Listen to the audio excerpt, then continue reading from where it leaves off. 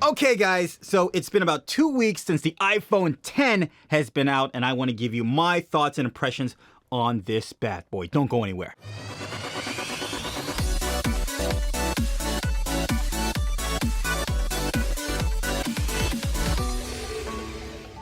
So, the iPhone X finally in my possession. If you saw my previous video when I actually camped out waiting for the iPhone to be the first person within my neighborhood to get it, go check it out, see how it ended up. Well, spoilers, I got the iPhone. Okay, so in short, what do I think about the iPhone X? This phone freaking rocks. Okay, you can go. You still with me? Good.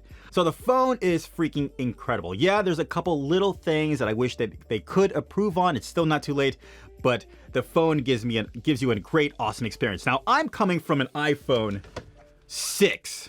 I've been with Apple the entire time since the iPhone 1, and when the 7 came out, I really saw no need to get the 7. It didn't seem like a huge upgrade. The 8 came out, and I'm like, yeah, you know, it still looks good. It does a cool little camera thing and a little trick thing, but if I was gonna make the upgrade, if I was gonna spend the big bucks for a brand new smartphone, I wanted to make sure it was the phone of the future. I didn't want to be stuck in some kind of current limitations of current technology. I wanted to have something that felt futuristic, and that is exactly what the iPhone X is. And like I said, this phone is a beauty. Now, before we get to the highlights, let me just give you a couple of things that I am not too fond of about the phone. It's not a lot, it's a short list. Here we go. So the first thing that has me concerned about the new iPhone is the temperature. This phone gets freaking hot. I like watching a lot of YouTube, Netflix on my phone, and when you start watching on this phone, this thing gets hot! Like really hot, to the point where I actually have it on my hand. I'm like, oh God, this feels really uncomfortable, and I would take it off and my hand feels like it's been exposed to radiation. Like seriously, I would be like this like the rest of the day. I'm like, why does my hand feel so weird? If you're going through the same thing, let me know. But the phone gets super hot, so be careful. You definitely want to get a case for this phone because the phone gets that hot to the point where you don't want to you don't want to do the whole stylish thing. Yeah, I'm just going to be the person who walks around with the iPhone X with no cover. Yeah, F no, it's going to get that hot where you actually do have to get a case. Why do I think it gets so hot? Well, with the new iPhone, it's nothing but glass on the front and the back. And the previous iPhones, they had a backing of aluminum. So the heat was able to dissipate, or the aluminum was able to like reject or dissipate the heat. It's not happening here with the iPhone X. So this phone gets a lot hotter than this phone ever did. Now, some people say because of the new iOS update, iOS 11, their phones get super hot as well. But I'm telling you, I've never felt my iPhone 6 get as hot as the iPhone X. All right, so the second thing about the iPhone X that has me a little worried is that the phone is super slippery. Shoot. It's all glass in the front and back, like I said, and while the phone feels heavy and sturdy in your hand, I swear it just slips off your hand like nothing. Within the first 4 days I had my phone, it felt like it had a death wish, and it probably hit the ground maybe 3 or 4 times. Remember one time it just the phone was vibrating, it just kind of slipped right off the phone. I swear this phone had a death wish. So get a case for this as soon as possible, because if the front breaks, it's $200 to repair. If the back breaks, it's $200 to repair. Keep that in mind. Third thing, it's not a big thing, but it happens more often than I would like, and it's actually taking screenshots with your phone. Now, with the iPhone 6, we all got used to it. You would just hold the home button and the power button at the same time, and then boom, you would take a snapshot.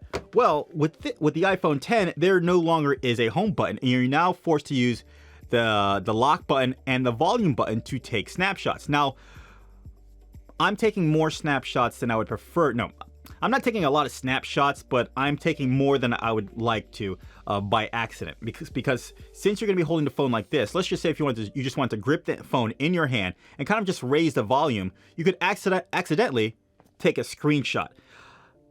It's not a big deal, but like I said, I've never had that issue with the iPhone 6 using the home button, but for some reason, it's just a little, I don't know, it's a little pest every now and then when using the iPhone X. And the last knock that I have on this phone, or not particularly the phone itself, but it's more on the new iOS 11, is the fact that when you're actually trying to make a phone call, or when you are in a phone call, and let's just say you're talking to somebody and while you're talking to them, you're either using like a Bluetooth headset or you're using earbuds with your phone, and you just don't want to hold your phone the entire time. You just kind of put it in a lock state and you put it down.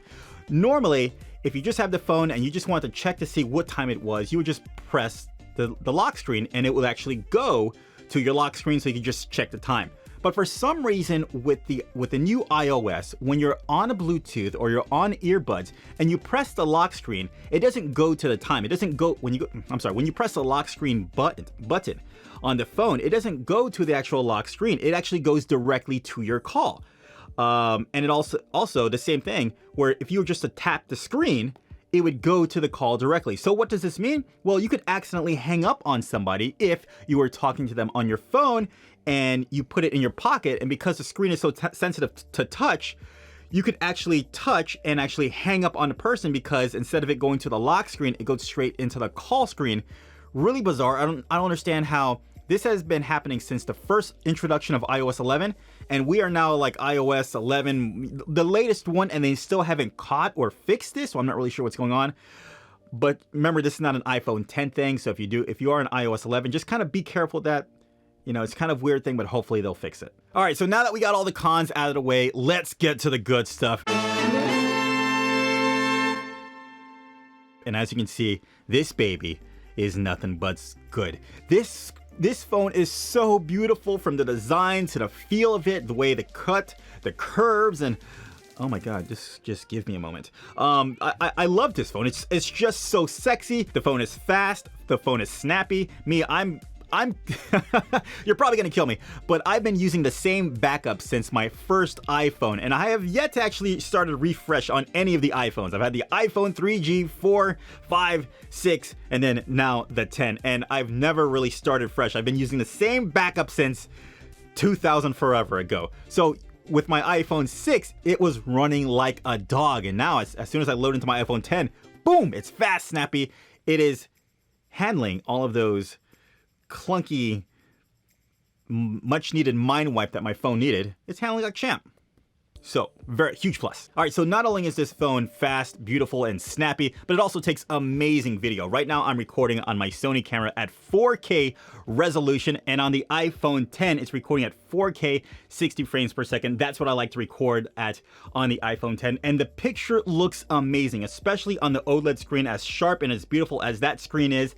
If you thought you liked the look of the, what is it called again? The Retina display. Now you got to see the Retina display on the OLED screen. The blacks are black. The colors are sharp and vibrant and just very vivid. The iPhone Retina display, I think they call it like Super Retina, whatever. I think I might be making something up. But the iPhone OLED Retina display is just purely a beautiful screen. It even makes your old standard videos look amazing. And like I said before, you have the options of recording at 4K 60 frames per second, 4K 30 frames per second, 4K 24 frames per second, and all the 1080p's and all that stuff, and also your slow motion up to 240 frames per second. So that's really cool. One thing that I do recommend, if you're gonna use your iPhone 10 for like YouTube content and you're gonna record at 4K, try not to record your whole show or your whole episode, like your main camera right here, in 4K, because the files are freaking enormous. When you look at the settings of the camera, it says that 4K 60 frames per second records at 400 megabits per second. Then it says it records 4K 30 frames per second. It records at a 175 megabits per second, or like I said before, the Sony camera records at 100 megabytes per second. So a lot of megabits, a lot of detail, a lot of information to get, and that means a huge amount of size. Now with recording all those high resolution files, you got to pick a size, and you don't want to get the 64 iPhone 10 if you're going to be doing a lot of content creation. You want to get the 256 from the iPhone 10. Now, with that in mind, make sure if you're going to use it for some kind of content creation that you're only taking your clips maybe like a minute or two at a time, because I don't know what it is, but it takes forever to transfer files from my iPhone to the computer. I think I did like it was probably maybe like a 3-minute file from the iPhone at 4K 60 frames per second, and it took 7 minutes just to transfer over 3 minutes. Ridiculous. Now, the iPhone has never been a really good picture taker in my experiences. I would always see Android phones with higher fidelity pictures and video, and I was like, man, like, why can't my stuff look that? And especially when it came to taking selfies on my iPhone 6, they were just looking kind of average, and especially when I did it head on, I would always have this weird kind of look to my face, and especially around my nose. I don't know what it is. But when it comes to the iPhone 10, holy smokes, this thing always takes great looking pictures. I mean, it could be like a really bad picture, but it would still look phenomenal, especially in portrait mode. I mean, the quality that this thing puts out, especially with a blurry background, it's just freaking phenomenal. Hold on, let's do this.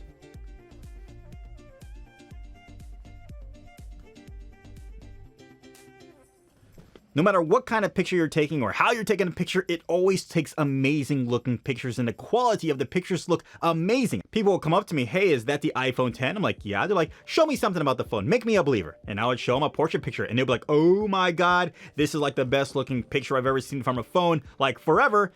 And I'm actually probably thinking about doing like maybe a lot of thumbnails or product shots, or maybe just kind of like B-roll shots with my iPhone 10. The picture on this thing is freaking phenomenal on this phone. Now, they're all talking about how the actual camera just kind of protrudes out. Whatever, it's not a big deal. The pictures are awesome. Get off it. Now, a really cool, fun feature about the iPhone 10 is the animojis. Man, these things are super fun, where you can actually send animated emojis using your facial expressions. It actually reads your face, your eyes, your mouth, and everything, your head movements, and actually puts it in an animated emoji with different little characters like a unicorn, a pig, a rabbit, whatever, and my favorite, the little poop or the chocolate ice cream scoop, whatever your preference is. And the thing's freaking awesome. I love it. Wow, look at me. I came back reincarnated as a chocolate scoop ice cream. What's that? I'm not ice cream. Oh. The only thing is right now, just two small little gripes with it. The facial recognition software could use a little improvement over time, of course. You kind of have to play with it and see what the limitations of the emoji is before you can actually really put like an expressive emotion into your message. So that's going to get better with over time. It's still fun. Now, the second little thing that I have a gripe with about it is that you're kind of stuck doing the animojis within the Messenger app. So if you just wanted to do practice ones for fun, there is no separate dedicated app for the Animoji. You actually have to go into a contact, create a message, a brand new message, and from there, just start fooling around. Hey, what's up? And you're actually looking at their messages. It's kind of weird. I wish you could do it separately and then kind of send it off to emails or whatever. But the fact that you have to do everything from the iMessenger is just kind of like, I really don't want to go into the iMessenger if I want to mess with the Animoji. I don't know. Is it a big deal? First world problem. Now let's talk about the new improved, the Face ID. The thing that actually replaced the actual fingerprint. I thought I was going to miss the actual fingerprint thing, but no, I don't. Which is really weird. It's amazing how I don't miss it that much. The facial recognition works flawlessly for me. And anyways, there's been times when I've actually been laying in my bed at night, lights off, and I'll just tap on my phone, and it'll just see, unlock, and then open. Really cool. And even works. I've heard it's been having issues with some people with glasses, but it works fine. Just for me, unlocked. It works just fine. So it works. So the facial recognitions are really good. No complaints here. I really do feel it just works seamlessly and actually works faster than you actually would think. And it's just kind of crazy just how fast it just kind of does everything and how it just kind of recognizes. And it actually doesn't have to be head on. When you first set it up, you have to do like a whole rolling face. So you could probably be down here and it'll unlock. You could probably be here, it'll unlock. So you get surprised often on where it actually sees your face, and then it just kind of turns on. And the final thing about this phone that everyone is wondering and talking about, the notch. Right there. Is it a big deal? I mean, I don't think so. Just think of it as like an extended accent. Don't think of it as your picture kind of expanding up into there. Just think of it as like an accent and your picture just kind of ends there. Now, some apps will actually play like full video into the notch, and then you'll have some stuff actually cut off. They'll fix it eventually with software. It's not that really a big deal, but whatever. It's a notch. The phone's awesome. Get over it. All right, so that's it. That is my almost 2-week impression of the iPhone 10. I'm super excited for this phone. Actually, we all should be excited for this phone. In time, of course, when everybody is rocking one of these, when the iPhone 11 or 12 is out, and we're giving our iPhone 10 to like little kids and our little baby sister or little baby brother. You know, this phone is definitely going to revolutionize the way that we handle or do things on our smartphone, whether it be entertainment wise, utility wise, or professional wise, or just whatever wise. The future is exciting, is very exciting with the introduction of the iPhone 10. And it does a lot of great things right now, like augmented reality, kind of playing games within the world. The world is your stage. Do really cool things like that. It has a really cool clip app, a clip app on the iPhone 10 where it actually uses the camera, it uses the fancy camera from the iPhone 10, and it puts you in fancy backgrounds. It kind of like superimposes like a fancy background behind you. Hello? Oh no, I'm just hanging out here in Chinatown. Yeah, no, I'm sorry, hold on a second. No, I meant to say Los Angeles. Yeah, no, I got a life. Cool little effects, really awesome. This phone is gonna be super awesome for social media, whatever that means, and content creation.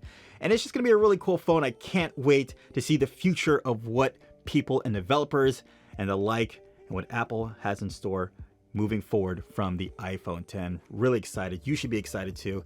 If you can get one, I say definitely get one. You will not regret it. It is a huge step up from the previous iPhones, and this is what an upgrade feels like. All right, guys, that is it. If you like the video, go ahead, leave a like, subscribe if you want to see some more videos, and let me know if you have any questions about the iPhone 10 in the comments down below. Let me know what your questions are about the new iPhone 10, and I'll be gladly to answer your questions. Until next time, guys, I will see you in the next video. Stay awesome.